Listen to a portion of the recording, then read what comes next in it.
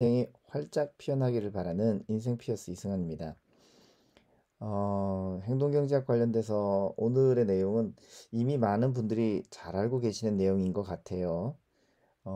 이 제목으로는 불공정한 거래라고 되어 있지만 내용으로는 비전문가나 펀드 매니저들 모두 자기 거신에 빠져 있을 가능성이 높은데 그 내용으로 보자면 취미 투자자가 아니고 투자 대상을 스스로 선택한다는 것 자체는 무리라는 내용이 이 장의 내용입니다. 그래서 결국 인덱스 펀드로 하는 투자 포트폴리오가 훨씬 나을 것이다. 그것이 시장 평균 수익률을 얻을 수 있기 때문에 걱정이 훨씬 적다. 이런 내용이죠. 이 내용들은 잘 아실 거고 사실 워렌 버핏조차도 그렇게 이야기했죠.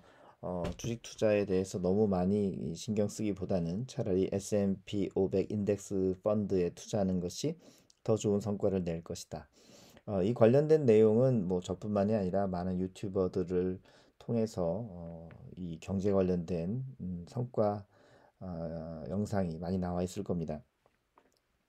뭐 그래서 실제로 뭐 펀드 매니저들이 열심히 주식을 골라서 투자하는 그런 액티브 펀드는 10년 정도 조금 더 운영된 성과를 봤더니 겨우 75% 정도, 겨우 25%도 안 되는 수치 정도만 시장 수익률을 상회했고, 대부분이죠. 75%의 액티브 펀드들은 시장 수익률을 하회했습니다.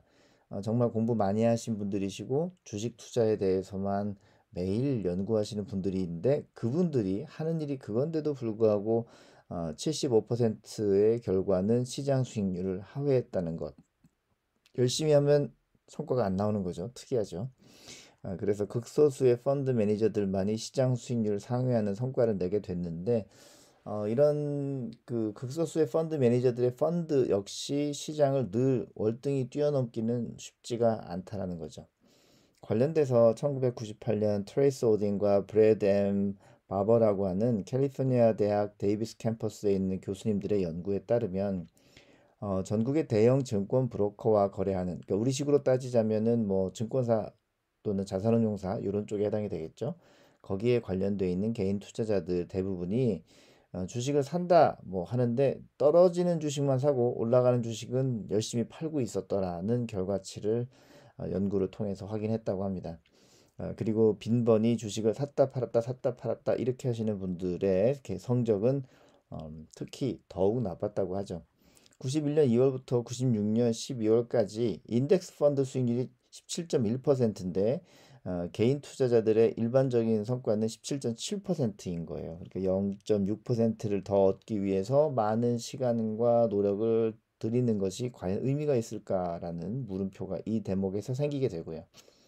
불행히도 내가 투자를 좀 열심히 해볼 거야 해서 공부를 많이 하시고 또 거래도 많이 하신 분들이겠죠. 이분들의 성과는 겨우 10%밖에 안 됩니다.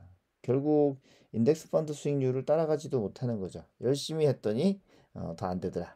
마이더스 핸드 만지는 것마다 금을 만들고 싶은 그런 욕망으로 목표로 시작했지만 결과는 마이너스 핸드가 되었던 거죠.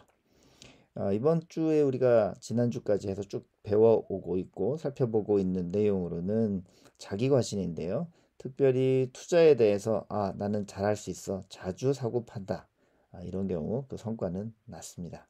자기 과신의 결과죠.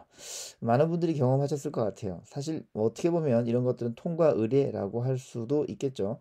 열심히 내가 투자를 해보겠다. 공부한 결과를 한번 성과를 내보겠다. 나는 좀 다를 거야. 이런 자신감조차도 시장 수익률보다 훨씬 못한 성과를 가져오게 된다는 거죠. 그러므로 우리가 할 수 있는 것 또는 잘해야 되는 것은 인덱스 펀드를 적절하게 투자 포트폴리오에 넣어 주어야겠다라는 내용입니다.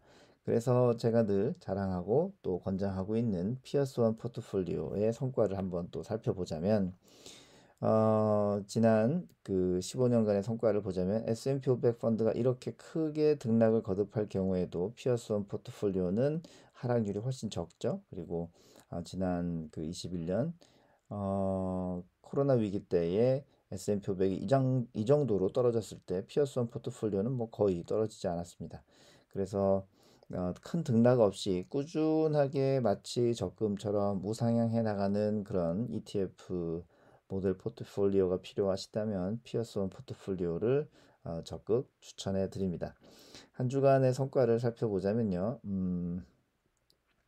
2021년 12월 17일까지 398일이라고 해서 1년 남짓 운영을 했는데 그동안 제가 투자해서 가중치를 가지고 만든 수익률은 16.6%이고요. 연평균 수익률은 14.34%인데 마침 지난주에 나스닥이 거의 3% 가까이 하락하게 되면서 그리고 S&P 500도 2%가량 다우존스도 1.7%가량 하락하게 되면서 이 성과는 조금 낮아졌는데요. 여기 떨어졌던 내용이 원위치 된다고 하면 이 수익률도 굉장히 많이 올라가겠죠. 투자라는 게 오르고 내리고의 반복이기 때문에 영구히 떨어진 것이 아니므로 위에서 보셨던 이 그래프는 여전히 계속 잘 운영되고 있다라고 말씀드릴 수가 있겠습니다. 자, 지난주에 관련된 미국 그 FOMC 그것이 반영된 경제 상황 한번 살펴보자면 뉴스의 내용보다는 이 테이퍼링이 진행될 때 시중의 자금은 어떻게 도는가 아주 기초적인 내용부터 한번 더 살펴보면서 과연 미국 증시가 잘 갈까 이런 내용들이 궁금할 것 같았어요. 그래서 이 내용을 한번 더 적어봤습니다. 미국이 이제 미국 페드가 미국채를 사면서 그동안에 시중에 돈을 뿌렸죠. 돈을 많이 풀었습니다. 그렇게 페드가 돈을 풀었다는 건 페드가 적자인 거죠. 그래서 밸런스 시트, 자, 우리식으로는 재무제표 또는 재무상태표라고 하는데 그 재무상태표에 이 양적완했던 금액은 부채가 되어 있을 거예요. 그 부채 상태로 존재했죠. 그래서 페드가 지금 빚이 좀 더 많은 상태가 됩니다. 하지만 페드는 이제 테이퍼링을 통해서 국채를 매입한다. 그러니까 돈 주고 사오는 거니까 시중에 있는 국채를 매입하면서 시중에 돈이 돌았는데 이제는 이제 국채 사는 걸 좀 줄이겠다는 거예요. 그러면 페드가 채권 사고 시장에다가 돈을 줬는데 이 돈이 이제 줄게 된다는 거죠. 이것 때문에 사실 지난주에 이렇게 3대 지수가 하락하게 된 건데요. 여튼 그렇다면 달러를 이제 우리가 구해야 된다 하면 그동안은 미국의 페드가 채권을 사느라고 돈을 시장에 많이 풀었잖아요. 근데 이제는 그만 푼다고 하니까 달러를 구할 때 전에보다 달러가 줄어들어 있는 상태이므로 빌려올 때 이자를 더 많이 줘야 되겠죠. 그러니까 당연히 테이퍼링이 진행되면 이자율도 상승한다라고 하는 겁니다. 자, 이렇게 이자율이 올라간 채권은 변동성의 부담을 줄이고자 하는 주식에 투자된 자본을 이동시키죠. 무슨 말이냐면 주식으로 돈을 많이 벌었는데 주식 투자하는 동안은 우리가 어떤가요? 꾸준하고 안정적으로 수익이 난다라는 생각보다는 또 오르고 내리고 또 오르고 내리고 또 오르고 내리고 마침 내가 쓸 돈이 있는데 일부 뭐 은행에 두는 것보단 주식에 들어가는 게 나을 것 같으니까 주식 일부 넣었다라고 했을 경우에 돈 쓸 날이 됐을 때 주가가 떨어지면 나는 어떡하지? 이런 고민이 있기 때문에 대부분의 사람들이 어느 정도 수익이 생기면 채권 같은 곳으로 이동해서 뭐 은행 금리 정도 또는 플러스 알파 정도 되는 수익을 내고 싶어 하게 되잖아요. 그래서 결국 주식으로 돈을 좀 벌었던 분들도 이자율이 올라가면 채권으로 그 자본이 이동이 되겠죠. 자, 이렇게 되면서 페드는 채권을 사세요라고 하면 되려 채권을 팔면서 그동안에 테이퍼링을 하기 위해서 재무제표에 빚이 좀 부채가 들어 있었던 것이 줄어들게 되면서 적자분을 만회하게 될 가능성이 높습니다. 물론 채권 매도와 매수 과정에서 뭐 정부가 사주다 보니까 조금 비싸게 샀고 정부가 또 팔다 보니까 조금 싸게 팔면서 그런 이자 손실분이 있을 수도 있겠죠. 그렇지만은 미국 경제를 활성화시키는 것이 목표이기도 한 페드에서는 그 정도면 뭐 원금이 손실된 게 아니라 이자 정도만 손해를 본 거기 때문에 충분한 보상이 될 거라고 생각하고 이것을 또 시장이 원하고 있는 것, 기대하고 있는 것 아니겠는가 싶습니다.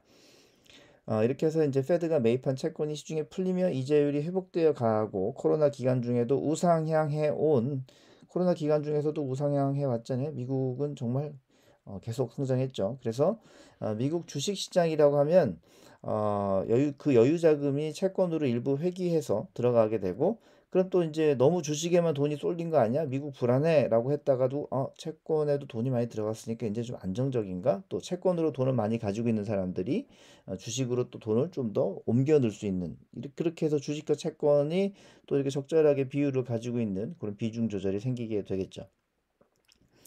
그러니까 코로나 이전보다 더욱 성장한 미국 경제의 규모나 그리고 자산시장 성장률 작년에 엄청 올랐죠. 그리고 그 건전성이 이제 이번에 또 회복이 되잖아요. 그럼 전 세계 투자자들에게 야, 이 미국 시장이 최고인데 역시 미국이 제일 나은 거 아니야? 라는 엄청난 매력으로 많은 사람들에게 뚜렷하게 각인이 되었습니다. 뭐 멀리 볼 것도 없이 우리나라에서도 서학개미 분들이 미국의 여러 투자 자산들을 엄청나게 매입하셨고 거의 1,000조 원 가량을 미국 쪽에 투자했다라는 어떤 경제 기사를 본 기억이 나네요.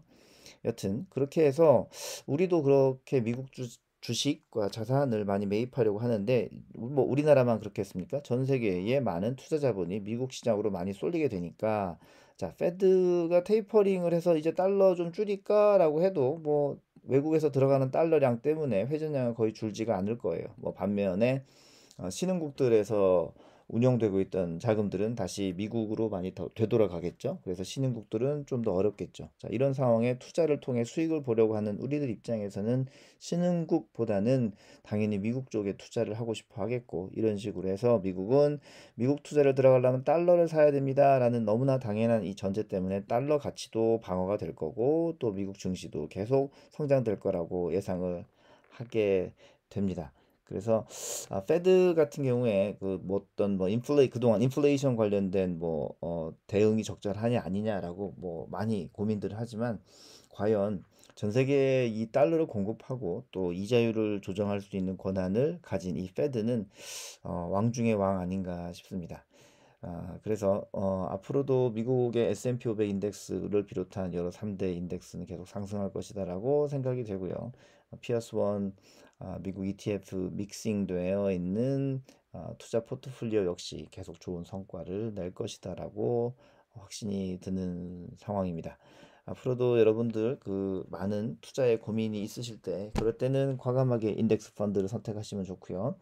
워렌 버핏이 추천해줬던 S&P 500 인덱스 너무너무 좋고 또 S&P 500 인덱스도 좋지만 나는 이렇게 급격하게 막 반토막씩 나는 상황을 견딜 수가 없다라고 생각하시는 분들은 그 대안이자 더 훨씬 좋은 피어스 원 포트폴리오 ETF 믹스된 포트폴리오를 선택하시는 것을 강력히 추천해 드립니다.